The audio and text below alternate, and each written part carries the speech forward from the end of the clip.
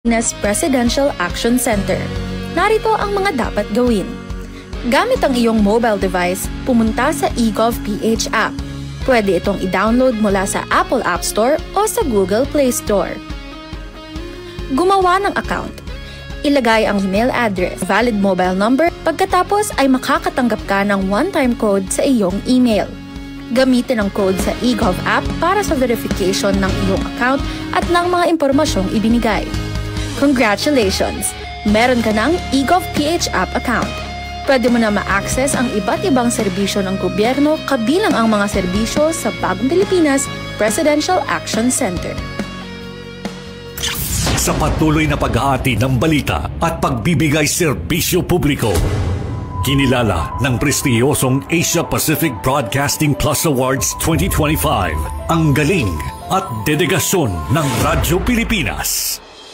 Patunay ito ng tapat na paghatid ng serbisyo sa mga Pilipino, maparadyo, TV at maging sa makabagong paraan ng paghahatid ng balita sa mundo ng social media.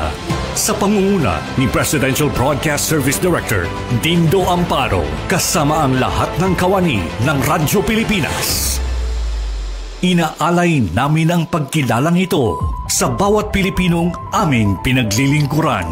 Radyo Pilipinas, Radyo Publiko. Radyo Pilipinas, Radyo Publiko.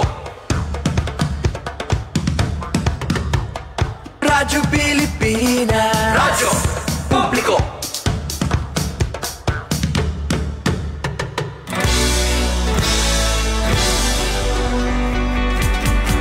Mahalagang mga balita, napapanahong impormasyon.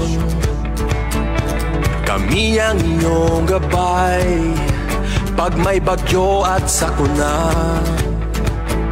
Serbisyo ng gobyerno kapag may nangangailangan. Mga proyekto ng Pangulo, damang-dama ang pagmamahal niya. Tulay ng mga hinaing, ang problema ng bayan ating lulutasin. Tulay sa himpapawid, tulay ng pagbabago. Radyo Pilipinas, Radyo Publiko ng Bagong Pilipinas. Radyo Publiko, Radyo Pilipinas, Radyo Publiko ng Bagong Pilipino. Mga proyekto ng Pangulo, damang-dama ang pagmamahal niya. Radyo Pilipinas, Radyo Publiko, ang boses ng Pangulo.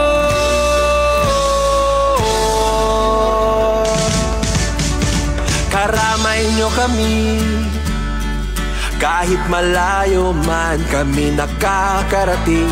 OFW magsasaka, buhay ay iba't iba, san mang lugar ng bansa natin. Tulay ng mga hinaing, ang problema ng bayan ating lulutasin. Tulay sa himpapawid, tulay ng pagbabago. Radyo Pilipinas, Radyo Publiko ng Bagong Pilipinas. Radyo Publiko, Radyo Pilipinas, Radyo Publiko ng Bagong Pilipino. Mga proyekto ng Pangulo, damang-dama ang pagmamahal niya. Radyo Pilipinas, Radyo Publiko, ang boses ng Pangulo. Radyo Publiko, Radyo Pilipinas, Radyo Publiko, Radyo Pilipinas. Pakinggan, panoorin, agaran in real time, o balikan sa pag-scroll up and down. Mga balitang dapat malaman, impormasyong tunay at napakikinabangan. Saan ka man, sa buong kapuluan. Bangon sa bagong sigla. Kababayan. Kasama ang social media. Powered broadcaster ng bagong mamamayan. Tapat sa pag-uulat. Ito po ang Presidential Broadcast Service sa Kalbayog. Radyo Pilipinas. 882 AM.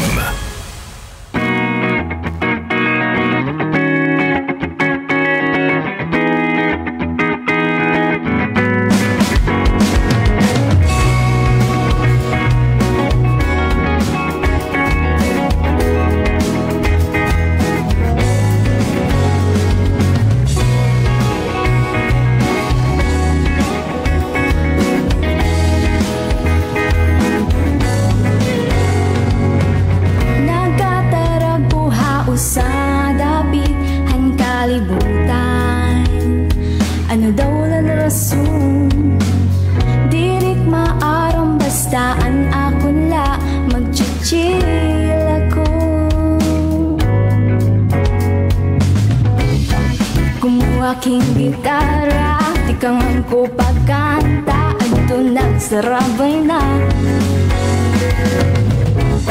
Bisan diri kilala, nagkakauro sa ibagot musika.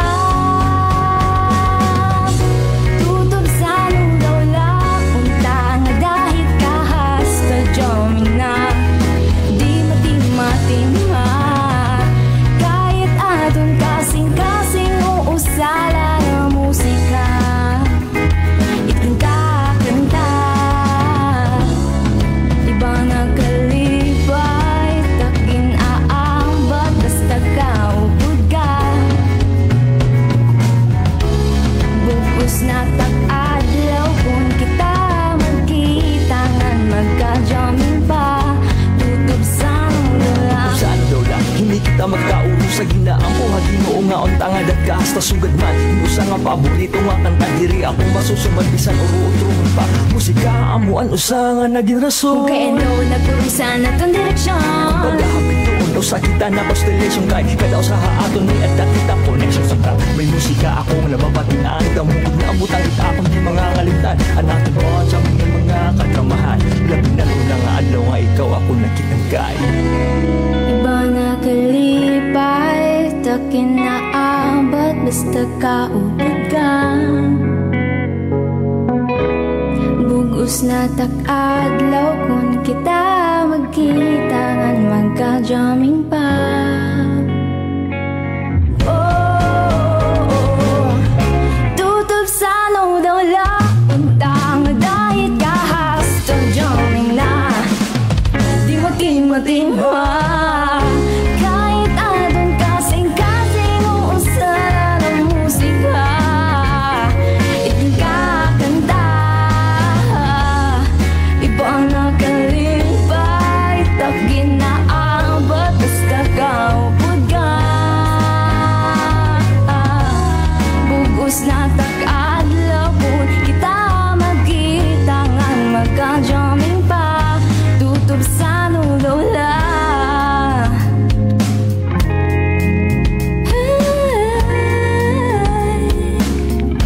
tutob sa nudawla.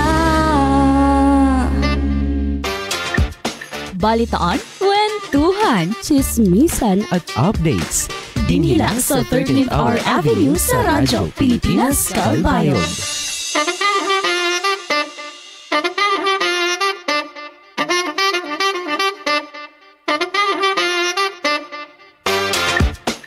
Oras naton mga kasangkayan. 8 minutos na ang naglabay sa Alauna, San Culo. Adlaw kita yan na Webes. Alak sila sa simana, no? August 7, 2025. Day 219 over 365 days.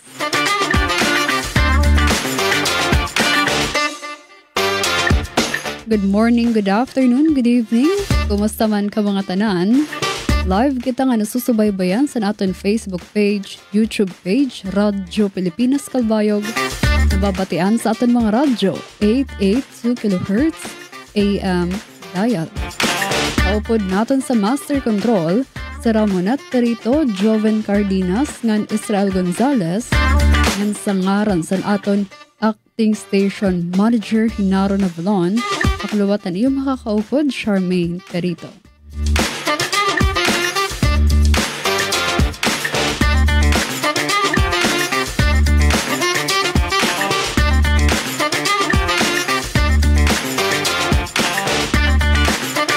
Okay, sa anunsyo na kita, congratulate naton ang mga winners sang ginbuhat nga pre-pageant night kagabi sa Tandaya Hall sa Mutyahan Summer 2025. Yung mga special nga pagkilala, no? Nagisan buhatan nga suporta sa naton mga kandidata. Suporta ikang sa naton mga sponsors. Tao naton, di nga mga nagdaog sa corporate awards. Congratulations, Mutyahan Calbayog. Nakuha niya ang Miss Vivencia Vision Care Clinic, Miss Delia Dental Clinic, Miss Bestie, Miss Binder Coffee, Miss Lashera Island Resort. Congratulations, Mutyahan Catbalogan, ginkilala como Miss Midori, Miss Fitzoneville, and Miss Metro. Mutyahan Matuginaw, ginkilala Miss Allure Studio Aesthetic Clinic, Miss Delia Dental Clinic. Mutyahan Pinabakdaw, Miss Hilom Wellness Spa and Hilom Retreat. Congratulations, Mutyahan Almagro, ginkilala como Miss Drolly. Mutyahan Marabot, Miss Dr. Jazz Resort. Mutyahan Gandara, Miss Royal 2025. Mutyahan Santa Margarita, Miss Cozy Nest Homestay. Nan Mutyahan San Sebastian, Miss Skin White. And of course, mga sangkayan dire pa dida nagtatapos ang pageant San Mutyahan Summer 2025 natapasiraliwat People's Choice Awards para pagpili sa niyo paborito nga kandidata. Okay, so pwede ka mo pumakadto sa link rankr.com.ph. Pag login ka mo gamit ang yung Facebook account or Google account, i-click laan Mutyahan Summer 2025 banner and pilia ang litrato sa iyo kandidata nga i-click and vote. Magdadaog, ikikilala nga Mutyahan Summer People's Choice Awards.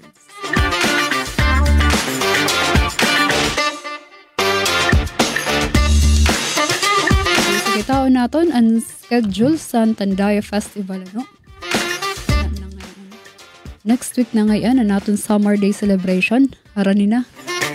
Okay, so na nga adlaw August 7 may da kita presente yung ginbubuhat nga Summer Wellness Activity PMMA dito ini sa Summer Gymnatorium. Tikangan kakulop Miyerkules, August 6 kutob ini next week Monday, August 11 and yes, start camp dito sa Foods Park, Samar. Ay naghihapon adlaw Webes, August 7 niyan 6 p.m. bubuhaton ang Provincial Stakeholders Night sa Samar Convention Center. Buwas adlaw Viernes, August 8 siday ngan karantahay sa Provincial Capitol Grounds. August 8 and 9, Friday and Saturday, 8 a.m., 2025 Yes Fair and Summer Book Fiesta dito ni sa Summer Convention Center.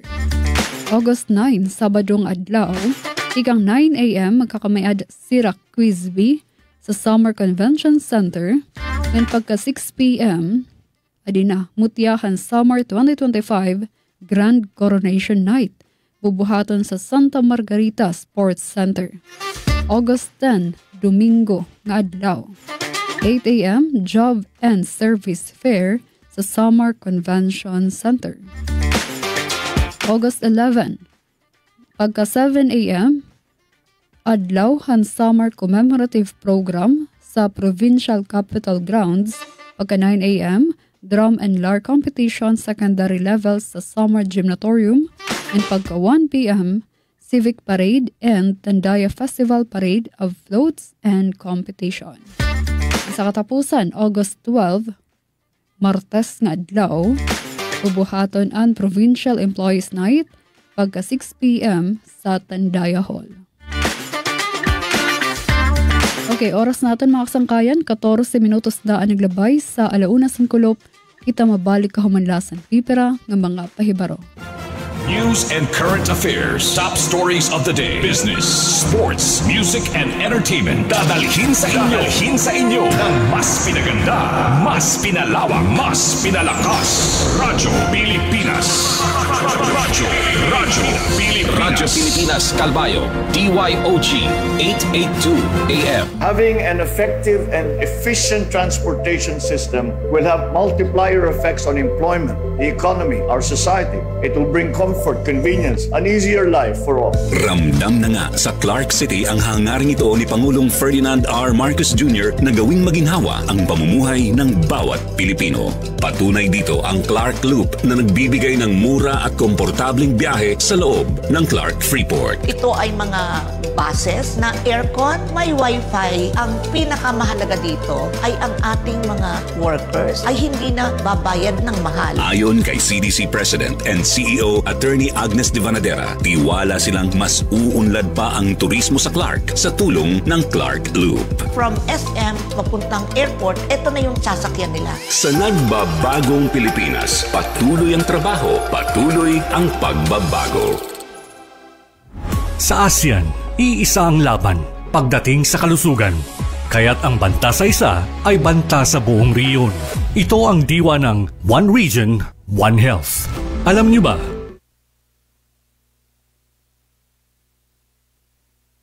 Dengue na mula sa kagat ng lamok ay ating maiiwasan kung 4S ay ating isasagawa at pakikinggan.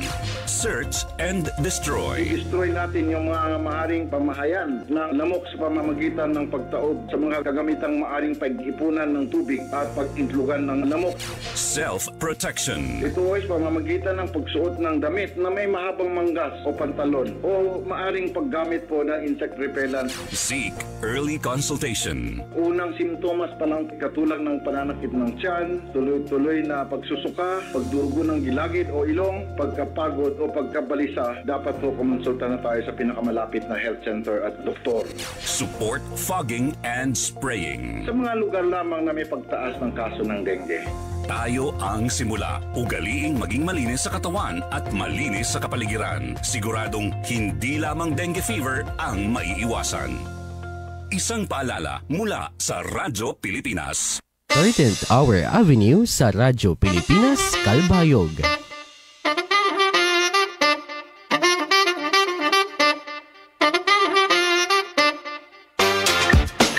Oras naton mga kasangkayan. Yes, is 7 minutos na ang naglabay sa alauna San Kulo. Okay, sa maaram ba kamo, ngayon ang adlaw, Webes aton ginoobserbar ang Cycle to Work Day. Bisikleta kita pakadto sa opisina. Okay, sa maaram ba kamo, nga sadto pan tuig 1956 inigintikangan, courtesy san League of American Bicyclists. So sadto panahon san kukulang san supply san petrolyo. Sa pinsaran nila, why not dire naton gamiton an fuel-free nga option nga may da sira, which is ang paggamit san bisikleta. And fast forward, yan ang panahon. Diba na ang rason, nagkakamay na ng mga movement, kinano maggamit kita, bisikleta. So, ba? Para sa ang Cycle to Work Day is about pag-reduce san carbon emissions. Sa mga kasangkayan kun, mas less ang mga sarakyan nga na biyahe, mas less ang polusyon. Ikaduha, pagpahaluag sa trapiko. Kasi daw sa mga lugar, mga syudad, labi busy, siguro sa Cebu or sa Manila, pera ka oras, pera ka minuto, nga diri na usad ang biyahe sa ang sarakyan, pera ka oras ang iyo pagbiyahe, pakadto or tibalik sa iyo balay. Ikatulo, ang rason kinano magbisikleta kita, mga kasangkayan, para maging healthy ang aton lawas. Iskan 15 minutes lang nga pag-exercise or pag-bike, pakadto sa trabaho, or mapakain man ka ta, kung may adaman errand, is matatawag nito nga cardio, nag-exercise na kita, liwat. Okay, so atong bisitahon, atong thought, yan nga Thursday, small wheels can turn big changes for you and for the planet. Ano ko nagugti ay lang paligad kaya makahimo dako nga pagbabago sa imong kalugaringon ngan sa aton liwat planeta para kan Mother Earth. So pinsaron naton mga kasangkayan, this can once a week usa ka beses sa usa ka semana nga mag-bike kita, mag-exercise kita. Sa usa ka tuig, pero kaya ka litro san gasolina an aton natitipid, pero kaya ka kilo san carbon emissions ang diri nare-release sa hangin. Yan, pero kaya ka calories an nasusunog sa aton lawas, Pwede na makapag extra rice niyan kay kon iban na an aton lawas, iban naton lawas. And derla ini nga adlaw para sa mga professional nga mga cyclista, dapat kumpleto ang imo gear head to toe, okay? Hindi nga celebration o obserbasyon, pwede biskan sadton simple lang nga nagamit sa mga bisikleta. Ito sa tindahan, pakadto sa merkado, Ungalat iton sa movement. And of course, ini nga cycle to work day, diri about san kaharayo san imo na babiyahe. Kundi, ang choice mo nga bumiyahe gamit an bisikleta. Okay. So, karagnat naton mahibaruan an iyo thought, yan ang adlaw, kung kamo papipilion. Papipilion kamo sa narason kay nano magbabike kamo. Aside san mapaso. Nano yung rason kay nano kung may bike ka mo, nano yung rason kay nano magbabike ka mo pakadto sa trabaho. So, comment ka mo sa aton programa 13th or Avenue, letter A, magbabike ka mo kay karag niyo maging healthy o para sa fitness, sa lawas. Comment ka mo letter B para sa makabulig sa environment, sugad man sa sustainability. So, comment ka mo letter A or letter B kung dinhi sa atong programa 13th Hour Avenue. Letter A, for my health and fitness. Letter B, for the environment and sustainability. Pero paano man anwari ko no bisikleta? Comment lagi hapon, kung may da ka mo bisikleta, nano yung magiging na rason para gumamit bisikleta? Okay, so maaron ba ka mo mga kasangkayan? Base sa mga research,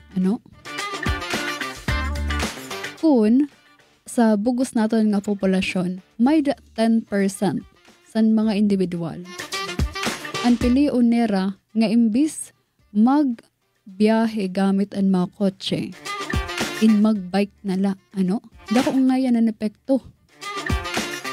Una, makakatipid pera ka bilyon ka peso, san gasto sa healthcare. Tugad man maghahamubo ang polusyon. Tugad man maghihitaas naman ang physical activity sa bugos nga komunidad. So imagine sa usa ka barangay nga puros nagbabike. Bagang pero may parada kita. Pero of course, ang kaupay liwat is healthy ang aton environment. And naman, makasangkayan sa personal level, siguro bagan benefit liwat ini sa mulawas, So medyo balhason gadla kita. Pero ito nga healthy, maupay man liwat ang resulta para sa aton lawas. So bagan instant therapy nagihapon kay nakakapag-relax kita, And dili nga sa Kalbayog may na kita coastal road, diversion road. Dida kita pwede magbike, may ada kita space, diri sa main road kita para iwas liwat sa aksidente. Okay, otro sa mga listeners and viewers naton, comment lang kamo sa naton programa 13th Hour Avenue kung papipilion ka mo nga mag-buy ka nanyo main reason. Letter A, para sa new health and fitness, or letter B for the environment and sustainability.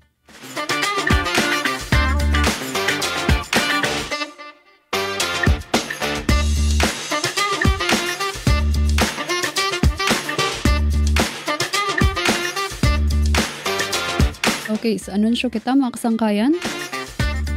Karaynisan mga kabataan nga sa Marnon. Anunsyo, kundiin niya na bulan Agosto, tugad man sa masunod bulan Setyembre. Maglilibot sa aton komunidad an Adolescent Wellness Caravan, daraan serbisyo magdarasin kalipay ug suporta para sa mga kabataan. Magkamayada mental health talks, peer bonding sessions, reproductive health education ug libre nga health check-ups, sugad man makakaupo din aton mga health partners. Tanan iton libre, no? Waray babaydan. And syempre madapalot pa activity, pa premyo ug makalilipay nga mga learning sessions nga diri niyo dapat palampason. So, abangan la naton ang opisyal nga schedule ug mga lugar nga bibisitahon sa track kabataan. Bangin an aton barangay na ang masunod nga bisitahon sini nga track kabataan para sa Adolescent Wellness Caravan.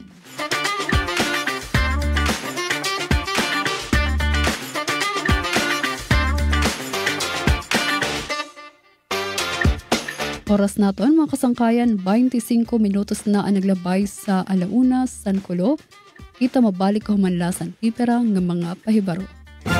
News and current affairs, top stories of the day, business, sports, music, and entertainment. Dadalhin sa inyo ng mas pinaganda, mas pinalawak, mas pinalakas. Radyo Pilipinas. Radyo Pilipinas Kalbayo, DYOG 882 AM. Time to celebrate kulturang Pinoy, tradisyon, musika, sining, literatura at iba pa. Anything and everything fun and Filipino. Ito ang Pinoy Kultura.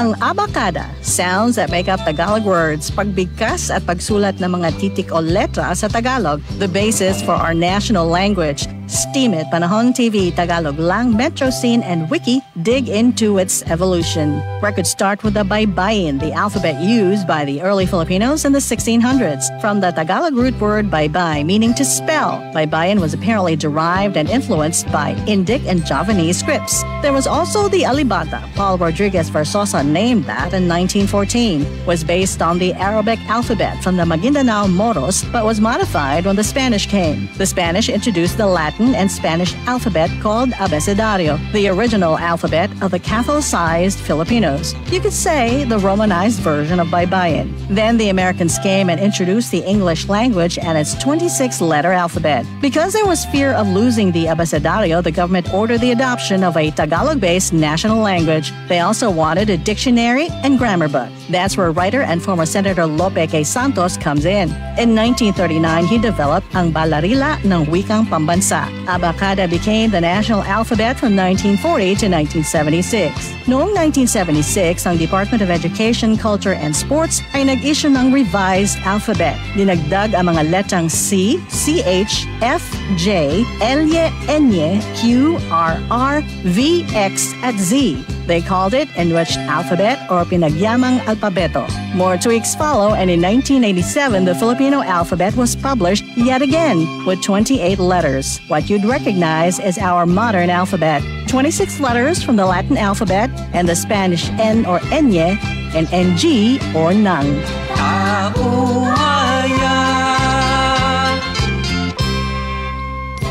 Yan ang kapakanan ng mga kabataan sa bagong Pilipinas, tinataguyod at pinoprotektahan. Sa bagong Pilipinas, ang gusto ng pulis, ligtas ka. Sa pamamahala ni Pangulong Ferdinand R. Marcos Jr., halos 8,000 operasyon ang ikinasa ng pambansang pulisya laban sa mga nang-aabuso sa mga bata, habang 6,000 naman ang naaresto ng PNP. 13th Hour Avenue sa Radyo Pilipinas, Kalbayog.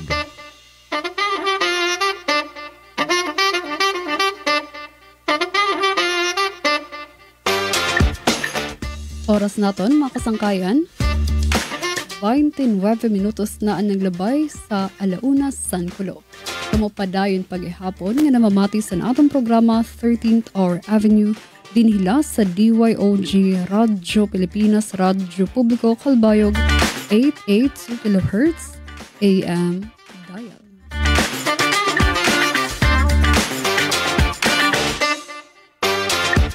Okay, update kita sa kamatangan sa aton panahon.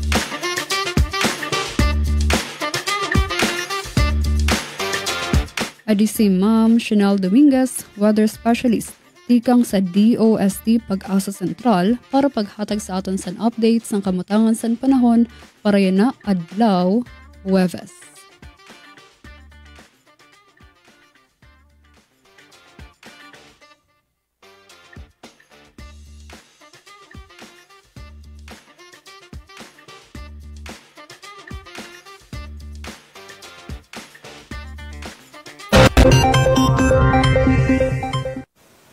Magandang umaga po sa ating lahat. Narito ang ating weather update para sa araw ng Huwebes, August 7, 2025. So yung binabantayan po nating low pressure area dito sa loob ng ating Philippine Area of Responsibility ay huling namataan sa line 390 kilometers east ng Kasiguran, Aurora. Mababa pa naman yung tsansa neto na maging isang ganap na bagyo, pero inaasahan natin bilang low pressure area, magdadala po ito ng mga pag-ulan lalo na sa pagtawid neto sa kalupaan natin dito sa Luzon na possible mangyari mamayang gabi or hanggang bukas. So inaasahan po natin mga kalat-kalat na pag-ulan lalo na dito sa Luzon.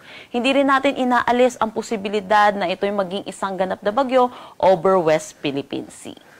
Samantala, meron din tayong low pressure area dito sa labas ng ating Philippine Area of Responsibility. Ito'y huling namataan sa line 2,815 kilometers east ng Northern Luzon. Sa ngayon, medium chance ito na maging isang ganap na bagyo, meaning po mababa yung tsansa na maging isang ganap na bagyo within the next 24 hours. Pero sa mga susunod na araw, tumataas po yung tsansa neto na maging isang ganap na bagyo. Hindi rin natin inaalis ang posibilidad na ito'y pumasok ng ating Philippine Area of Responsibility. Pero sa ngayon, wala naman itong direktang epekto sa anumang parte ng ating bansa. Another weather system na nagpapaulan dito sa ating bansa ay ang southwest monsoon na umiiral dito sa may Palawan, Visayas at Mindanao.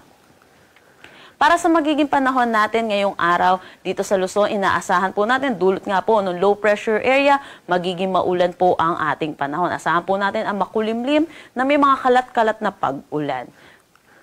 Agwat ng temperatura for Metro Manila, 24 to 31 degrees Celsius. Lawag, 24 to 31 degrees Celsius. For Tuguegarao, asahan natin na 24 to 31 degrees Celsius. Baguio, 16 to 24 degrees Celsius. For Tagaytay, asahan natin 23 to 30 degrees Celsius. At Legazpi, 24 to 31 degrees Celsius. So iba yung pag-iingat po para sa ating mga kababayan dulot netong low pressure area dahil inaasahan din po natin lalo na dito sa may Cagayan Valley, Aurora at Cordillera Administrative Region ang mga malawakang mga pag-ulan. So tutok po tayo sa heavy rainfall warning na possible na ilabas ng Pag-asa. Check po natin lagi ang panahon.gov.ph.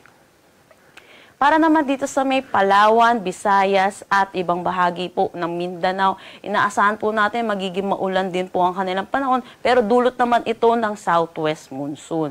Inaasahan din naman natin dito sa may Socsargen at Davao Region, makakaranas naman sila ng maaliwalas na panahon pero asahan din natin mataas ang tsansa ng mga pag-ulan pagdating sa hapon at sa gabi, dulot pa rin naman ito ng habagat. Agwat ng temperatura for Calayan Islands at Puerto Princesa, 25 to 32 degrees Celsius. Iloilo, 24 to 31 degrees Celsius. For Cebu, 26 to 30 degrees Celsius. Tacloban, 25 to 30 degrees Celsius. For Zamboanga, 24 to 31 degrees Celsius. Cagayan de Oro, 24 to 32 degrees Celsius. At Davao, 24 to 33 degrees Celsius. Wala naman tayong nakataas na anumang gale warning sa anumang seaboards ng ating bansa. Pero iba yung pag-iingat po para sa ating mga kababayang mangingisda at may mga sasakyan maliit pandagat, lalo na po dito sa low pressure area natin. At insahan din po natin yung mga malalakas na hangin at mga pataas na mga apag-alon. 13th Hour Avenue sa Radyo Pilipinas Kalbayog.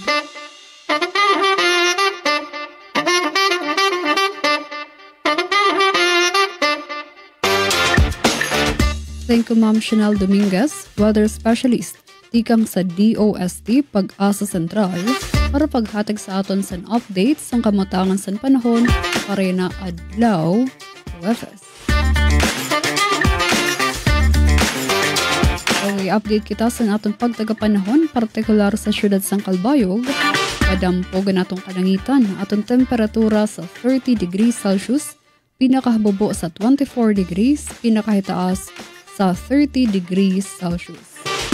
Yun ang adlaw, may kita forecasted na 75% chance of rain, and yan initigab around 8 p.m. Maupetong katurog. Mag-aga, kutob alas 5 buwasan aga is mag-iinuran. Of course, mga kasangkayan. Turog na nakita sa temprano. Yes, okay. So, diri gihapon kita malimot pagdarasan payong protection sa lawas para marigyan naton ang pagkasakit. So, dito sa opisina is kadakmol sa na akong jacket. Kay nalapos didi ang hagkot san aton eksperyensya yan ang adlaw. Okay, update kita sa naton pagtagatubig Calbayog Water Company Incorporated. Good news sa mga MCOs, waray service advisory nga ginpalusad ang buhatan iunong san pagkaluya o pagkawara san abot san tubig sa aton mga gripo. Update pagtaga-kuryente sa Malco 1, good news liwat sa mga MCOs, waray service advisory nga ginpalusad hiunong naman san pagkaparong san kuryente. Lugod may desira ginpalusad nga notisya san Special District Election for Board of Director para sa District 6. Sakop sinian mga MCOs sa Santa Margarita, sugad man sa Island Towns, sa Almagro, Santo Niño, ngan Tagapulaan. So yan na maabot August 30. Katapusan nini nga adlaw Sabado. Okay?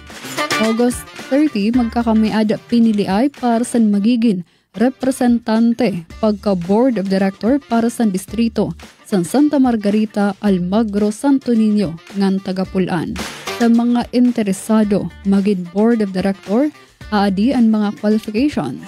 Kinahanglan Filipino citizen, kinahanglan graduar san biskan nano nga 4 ka tuig nga kurso sa kolehiyo. Dapat at least 21 years old ngan diri masobra 70 anyos sa adlaw sa eleksyon. May da good moral character sa ma-open record sa Malco 1 sa sakob san 5 ka tuig nga miyembro san kooperatiba. Dapat waray moruso o kabaraydan san kuryente, waray madakop tungod san pangawat san kuryente. Kinahanglan residente ngan konsumidor san kuryente san Santa Margarita, Almagro, Santo Niño, ngan Tagapulaan, district sa sakob san at least 2 years. Dapat naka-attender biskan 2 ka beses san Annual General Membership Assembly agma sa sulod san 5 ka tuig. Kasumpay sini may opisyal nga listahan san rehistrado nga mga miyembro o botante ngan ini nga listahan ang nakapaskil kada barangay nga sakop san Santa Margarita and Island Towns, San Almagro, Santo Niño, and Tagapulaan. Ang mga miyembro nga waray mahiungay ang ngaran sa master list ang maghihimo personal nga bumisita sa opisina sa Semelco ngan maglakip o magsumite sa mga karigunan ngan pagkamiyembro. Ang pagpasaka sa reklamo sa pagkamiyembro kinahanglan ipadangat tub-tub petsa just bulan Agosto. So next week, Domingo, ngadlaw. Yan na maabot Domingo. August 10, ang last day, agud mahiungay sa master list. At ton miyembro nga waray mahiungay sa listahan ug waray magpasaka sa niya pahibaro, san o ang katubtuban nga petsa umabot, diri makabotos sa takna san pinliay. Para sa dugang nga kasayuran, ang layon pagbisita sa opisina sa Semelco 1 Headquarters, Barangay Kapookan, Calbayog City, or tumawag sa era numero 0917-566-0760. Otro para sa kadagangan nga kasayuran, ang layon pagbisita sa opisina sa Semelco 1 Headquarters, Barangay Kariman, Calbayog City or bumisita ngan tumawag sa numero 0917-566-0760. Utrohon naton, deadline pag-file is August 20, 2025 during office hours 8 a.m. to 5 p.m.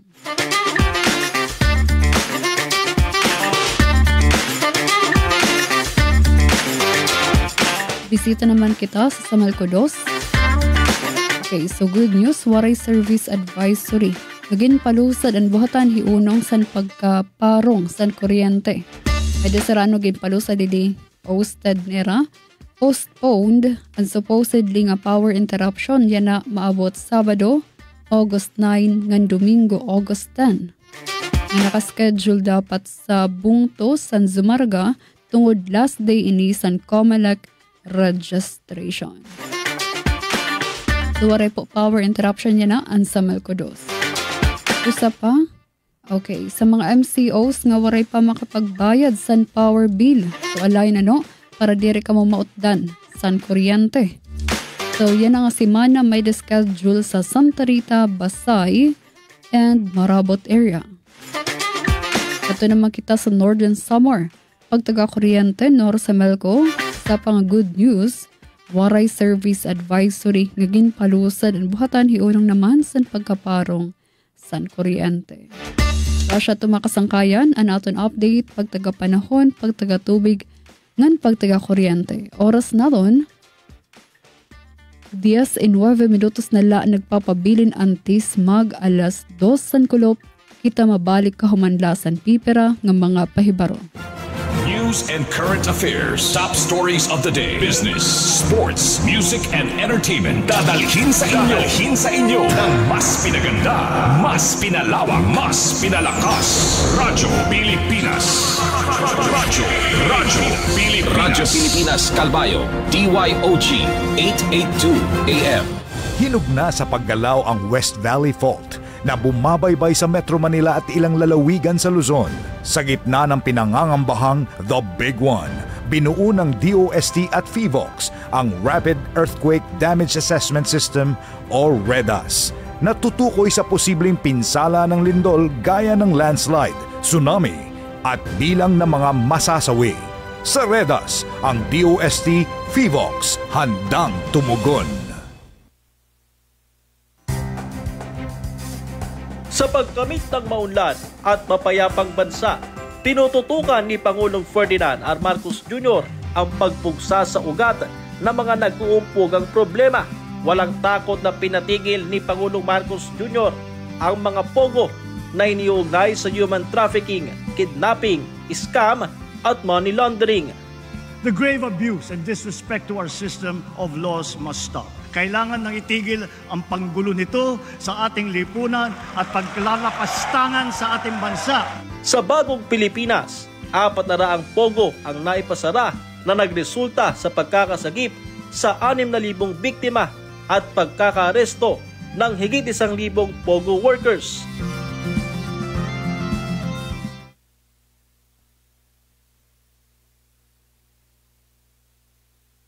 13th Hour Avenue sa Radyo Pilipinas, Calbayog.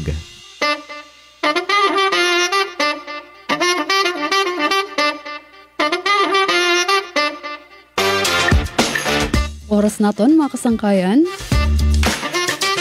7 minutos na la ang nagpapabilin antis mag alas 2 san kulop. So anunsyo tikang sa gobyerno probinsyal sa Northern Samar. Ang gobyerno probinsyal ilarom sa liderato ni Gobernador Harris Ongchuan upod ang buhatan sa 2nd District Congressman Edwin Ongchuan magkakamiada o magbubuhat sin katarungan caravan buwas sa ining adlaw Biyernes nakaschedule. August 8, 2025 sa Provincial Capitol Gym, Barangay Dalakit, Katarman. Adyan mga serbisyo nga pwede i-avail buwas para sa DOJ National Prosecution Services. Pwede magkuha prosecutor's clearance and legal advice Para sa DOJ Action Center, pwede magkuha legal counseling, referrals and endorsements, mediation services. Para naman sa National Bureau of Investigation, NBI, pwede magkuha NBI clearance.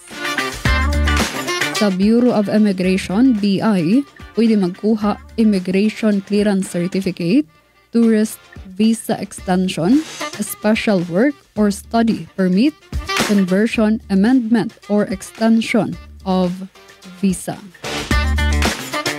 Para naman sa DOJ Public Attorney's Office, pwede magkuha legal consultation and counseling, preparation of affidavits, ng notarial services. Sa Land Registration Authority, LRA, pwede mag-avail sa help desk para sa land registration concerns, sugad man guidance sa land titling and document verification. Para naman sa Integrated Bar of the Philippines, pwede mag-avail sa notarial services except commercial documents. Pwede diwat mag-avail legal counseling. Okay, para sa mga magkukuha sa NBI clearance, adi po ang kinahanglaton nga buhaton. Una, magdara duha nga valid government-issued IDs. Kung sayo la an iyo valid government-issued ID or usala an iyo daradara nga government-issued ID, kinahanglan may dagihapon kamo dara nga personal nga dokumento sugad sa TOR, Form 137, Diploma, Birth Certificate, kunano nga dokumento nga magpapamatuod sa iyo pagkakakilanlan. Pagdaragihapon 160 pesos, babayaran para sa processing fee para sa NBI clearance. GCash kan fund transfer laan pwede pagbayad sa NBI clearance, waray cash transactions. Kaya na pala magpa-load na kita. Ngan tubtubla alas 4 san kulop, 4 p.m. ang pagkuha sa NBI clearance. Para naman sa ton mga first-time job seekers, libre ang pagkuha NBI clearance. Kinahanglan la niyo mag-aro barangay certification ngan nagpapamatuod nga first-time job seeker kamo. Aton may mga problema legal nga kinahanglan magkonsulta sa abogado, ininaan iyo oportunidad. Pinaghat ang publiko nga pahimulusan ini nga higayon. Libre ang konsultasyon ngan mga serbisyo labot la sa NBI clearance nga may standard nga kabayaran subay san gintalaan san nasabi nga ahensya. Magtitikang ang caravan alas 8 san aga.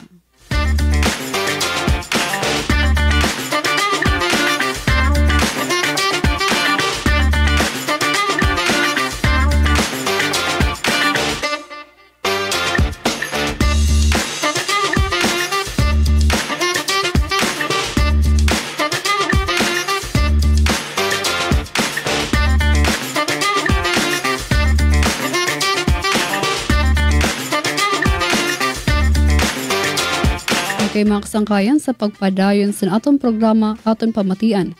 Adi nga kanta Pasyada by Michael Ralph Estrada.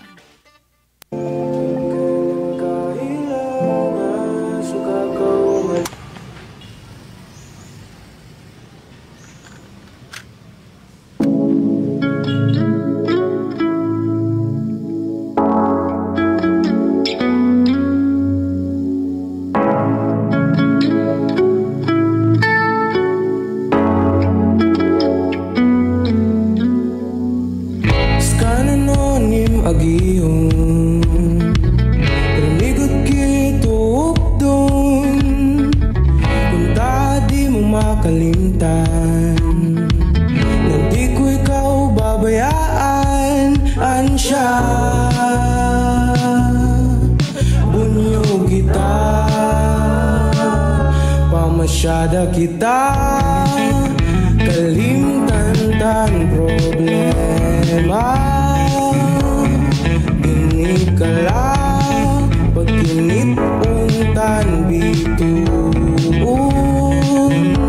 Ayaw ka baraka, sayaw kita mag-aga. Adi ako nakigugma para imo. Makaparada iskina, bangin madakpan ng siyalak sina, mauran bangan daluto, kita tadlaw warani matunod. Ay anay pa problema, ginaway larungan kanta, biskanan nuan nirayak nun, dito lako aim tugonan siya. Baka di na nan pa masyada kita kalimtan problema. Dinikala pagkinit untan bituon, ayaw ka baraka, sayaw kita mag-aga. Adi ako nakigugma para imo.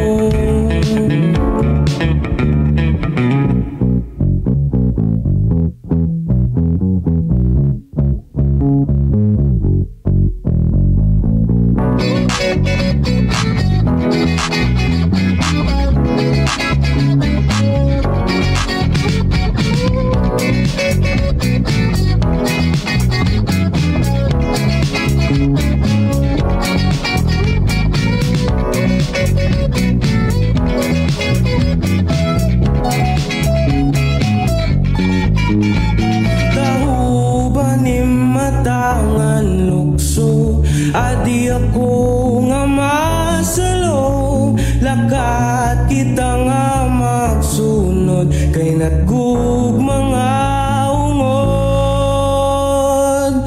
Pamasyada kita kalimtan problema,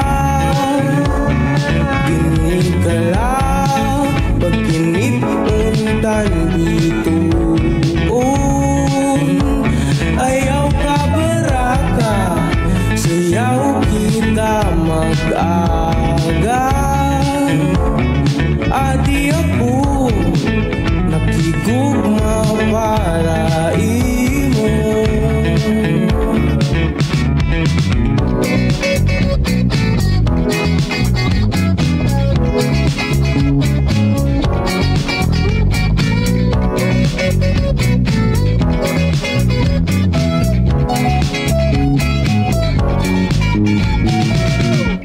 Oras naton mga kasangkayan, 8 minutos na laan nagpapabilin antis mag alas 2 San Kulo. Ato na bation aton mga kasangkayan sa kahinan nga nagkikitaya na sa naton live sa Facebook ug YouTube. Good afternoon sa aton sangkay dida sa Komisyon sa Wikang Filipino, KWF. Good afternoon Irish Nicole, Franz Navarrete Probe, Shane Ruado, Victor Digia Droha, and good afternoon Rom Navales Tugunon. Good afternoon Jennifer Golmatico.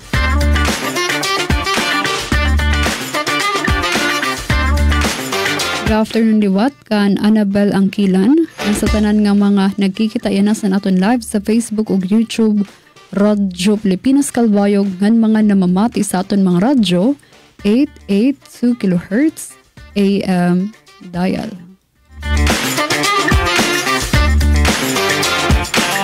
Oras naton, 7 minutos na lang nagpapabilin antis mag alas 2 San Kulo. Bueno, dida na nagtatapos sa naton storya, magkita-kita naman kita buwas nga adlaw, Biyernes, August 8, 2025, ikang 1 p.m. to 2 p.m. sa lain na luwat nga edisyon sa atong programa. Nakaupod naton sa Master Control, Sara Munat Perito, Joven Cardenas, ngan Israel Gonzalez, ngan sangaran san aton acting station manager Hinaro Navalon, akluwatan yun nakaupod Charmaine Perito. Day 219 over 365 days. Happy Thursday. News and current affairs. Top stories of the day. Business, sports, music, and entertainment. Dadalhin sa inyo ng mas pinaganda, mas pinalawak, mas pinalakas. Radyo Pilipinas. Radyo Pilipinas Calbayo. DYOG 882 AM. Mula sa pinakamalawak na newsroom sa buong Pilipinas. Ito ang Radyo Pilipinas News Update.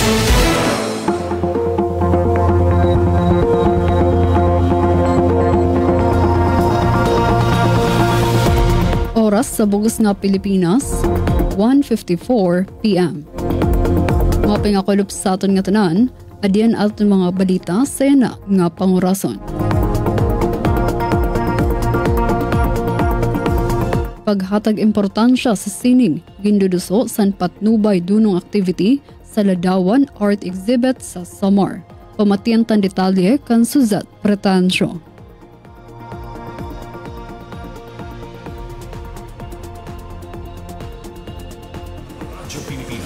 Radyo Pilipinas Report. Sa pagpadayon sa Ladawan Samar Artists Club Exhibit sa Samar Convention Center, igindumara kasankolop ang patnubay dunong activity nga kundiin upat nga kilala nga lokal nga alagad sa sining nga si Francis Abalos, Gonzalo Ostolano, Donald Lagipo, nga Dr. Val Villanueva ang nagparte sa neratalento, pinaagi sa lecture sa basic sketching para sa pili nga grade 7 o grade 8 nga mga estudyante sa Samar College Incorporated. Katuyuanan sa aktibidad nga pahilawigon ang kinadman ngan paghatag importansya san kabataan sa sining labi na sa larang san pagdrawing. Sigon san mga nagpartisipar nga estudyante, usa ini nga importanteng higayon agud makakuha kinadman tikang mismo sa mga veterano nga artists san Samar. Kaparte ang Ladawan Exhibit san pagsalinurog sa Tandaya Festival nga nagsiserbe plataporma agud maipakita ang likhang sining nga nagsasalamin sa kultura, perspektibo nga dedikasyon san mga Samareño. Para sa Bagong Pilipinas, Suzette Pretancio, Radyo Pilipinas, Radyo Publiko, Calbayog. Katalwasan san mga residente sa baybayon sa Katarman, ginpabaskog san bag-o nga shore protection project. Pamatian tan detalye sa pagbarik ni Suzette Pretancio. Radyo Pilipinas Report. Sa pagsiguro san katalwasan san mga residente tikang sa peligro san makusog nga balod ngan pagsubasko, natapos na san Department of Public Works and Highways o DPWH Northern Samar 1st District Engineering Office ang shore protection project sa Barangay Dalakit, Katarman, Northern Samar. Lakip sa proyekto ang pagtindog sa 130 meters nga konkreto nga shore protection structure, 130 meters nga kanal, structural steel sheet piles, tetrapods ngan excavation ngan embankment works. Sumalasan usa nga residente nga maupay ini nga proyekto labi na kun maraot ang panahon kay nagsiserbi ini nga proteksyon sa era. Ginpahayag naman ni District Engineer Alvin Ignacio nga dako ang importansya sa proyekto tungod sa peligro sa baybayon ngan makakabulig liwat ini sa pagpanalipod sa masunod nga Dalakit facility nga pagtutukuron. May kabugusan nga pondo nga 43.37 million pesos ang proyekto nga ginpondohan pinaagi sa 2024 General Appropriations Act. Para sa Bagong Pilipinas, Suzette Pretancio, Radyo Pilipinas, Radyo Publiko, Calbayog. Inang kabugusan sa aton mga balita sa yana nga pangurason. Padayon gihapon kamo nga mamati sa DYOG Radyo Pilipinas, Radyo Publiko, Calbayog para sa news updates. Masunod na ang programa, Huwag Trabaho, kaupod si Jamie Quinto. Ako si Charmaine Perito para sa Radyo Pilipinas, Radyo Publiko. Mula sa pinakamalawak na newsroom sa buong Pilipinas, ito ang Radyo Pilipinas News Update.